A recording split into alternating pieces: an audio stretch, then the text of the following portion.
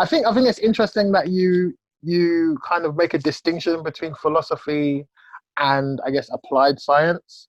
Because for me, I just feel like they're doing the same thing. It's just the tests are different. So, the whole point Well, is, I think religion and science are two ends of a spectrum, and philosophy is the bridge between them.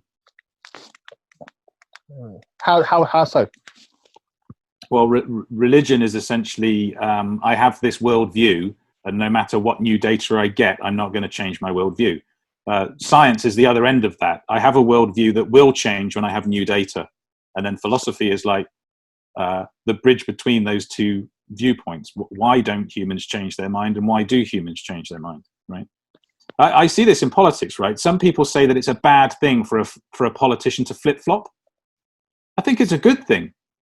If you change your position as a politician, it means that you have new data that has changed your worldview. You're a scientist, right? But if you're a politician that won't change your mind, you're dogmatic.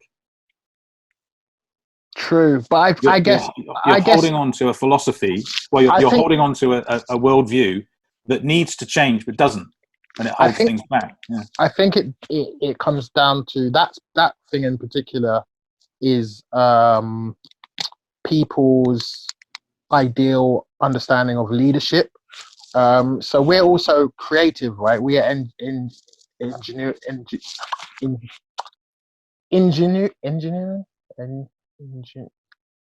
innovating is a better word. Innovative, but there's another word which is engineering or something like that. Anyway, we like to do stuff, create stuff, etc.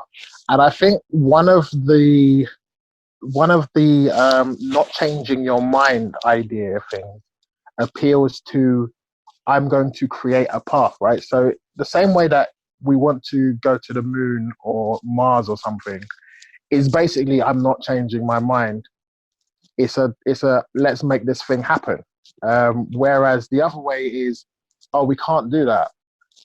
Let's just stay on Earth and figure out our problems. You see what I mean? So I think it's just that some people like the idea of pursuing a goal more than they like the adaptability. And in truth, we need both, and to apply them depending on, I guess, what people say or what we feel. So yeah, I don't make a distinction in terms of like one being better than the other. I just think they're both useful in different ways. But that's because a lot of my thinking when I do, especially these things, and we'll see the overlap of the arts and the science, is the commonality between most ideas in general. And I do believe, and I have seen like a lot of crossover in terms of like core ideas, irrespective of like the subcategories of religion, whatever, because we're human beings first.